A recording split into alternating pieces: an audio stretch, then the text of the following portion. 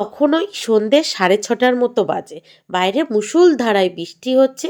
আর ঠিক তখনই আমার মন চাইলো একটু বিষ পান করতে। বিষ পানের কথা কেন বললাম? সমস্তটাই এই ভিডিওতে আপনাদেরকে শেয়ার করব। তার আগে দেখুন বাইরে কি পরিমাণের বৃষ্টি হচ্ছে, সাথে বিদ্যুৎ চমকাচ্ছে। আর আমার এখন যেতে ইচ্ছা করছে ওই ফুচকার দোকানে। দেখতে পাচ্ছেন? অন্ধকারের জন্য দোকানটা ভালো করে দেখাও যাচ্ছে না। তার মধ্যেই ছাতা মাথায় দিয়ে গুটি গুটি পায়ে চলে এলাম। এসে মাত্র 20 টাকার চুড়মুড় কিনে নিলাম। দেখতে পাচ্ছেন, যে ফুচকার দোকানে সবসময় লোক ভর্তি থাকে, এই প্রচণ্ড বৃষ্টির মধ্যে দোকানে একটাও লোক নেই। চুড়মুড় কিনে 1 সেকেন্ড ওয়েট করিনি, সাথে সাথে বাড়ি চলে এসেছি। আর জানেন, ছাতা থাকা সত্ত্বেও ভিজে পুরো চুপ চুপ হয়ে গেছি। আর সাথে দেখুন কি বসিয়ে দিয়েছি, আমার জন্য বিষ তৈরি করছি। কেন বলছি?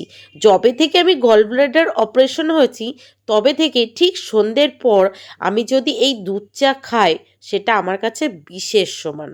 আমি সারা রাত ঘুমাতে পারবো না পেটের যন্ত্রণায়। তবু আজকে আমার এই বিষ পান করাই চাই। যা সুন্দর ওয়েদার, মনে হলো এই ওয়েদারে এই বিষ পান করাটা খুব দরকার, খুব জরুরি। তো এই যে আমাদের তিনজনের জন্য 3 কাপ, মানে আমার জন্য, মিস্টার প্রতিদেবের জন্য আর মামামের জন্য। দুষ্টুর জন্য আছে, সেটা ছোট কাপে। আর সাথে সাথে দেখুন মুড়ি নিয়ে নিয়েছি, মুড়ির ভিতরে নিয়ে নিয়েছি কাঁচা পেঁয়াজ, শসা, সর্ষের তেল আর একটু বিট লবণ। ভালোভাবে মেখে নিয়েছি। এবার যে চুড়মুড়টা কিনে এনেছি সেটা এখানে অ্যাড করে দিয়েছি। আর চুড়মুড়ে বলে দিয়েছিলাম বেশি করে ঝাল দিতে। এই বৃষ্টির মধ্যে গেছি, দাদা খুশিও একটু বেশি করে ঝাল দিয়ে দিয়েছে। আর হ্যাঁ, সাথে নিয়ে এসেছিলাম এই ঝাল ঝাল চানাচুর, সেটাও একটু অ্যাড করে দিলাম। দিয়ে ভালোভাবে মেখে নিলাম। বুঝতে পারছেন, বিষের সাথে আরও বিষ যাচ্ছে। দুরকম বিষ আমার পেটে আজকে পড়ছে এই সন্ধ্যের পরে। তাহলে আমার আজকের অবস্থা কি হবে আমি নিজে তো বুঝতে পারছি। তবু ভাবছি মাঝে মাঝে এই বিষ পান না করলেও পেটের যন্ত্রণা হয়। আজকে নাই খেয়েই যন্ত্রণা হোক। দুষ্টু যেহেতু ছোট কাপে চা দিয়েছি, সেই জন্য সে পণ্ডিত দেখুন পুরো রেগে ভোম। আর মিস্টার প্রতিদেব খালি গায়ে ছিল, সেই জন্য ওনাকে আর ভিডিওতে দেখায়নি।